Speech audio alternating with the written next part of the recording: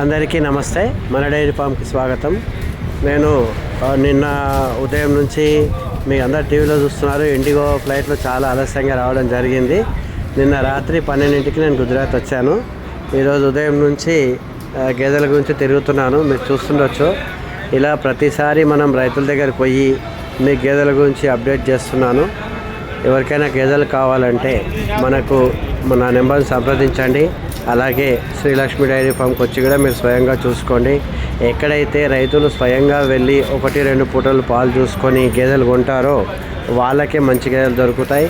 ఈరోజు రేపు మార్కెట్లో చాలా యూట్యూబ్లో వీడియోలు వస్తున్నాయి, జాగ్రత్తగా ఉండండి. మళ్ళీ చెప్తున్నాను, వీడియో తీసే వాళ్ళది తప్పు కాదు, చూసి మోసపోవడం మనదే తప్పు అవుతుంది.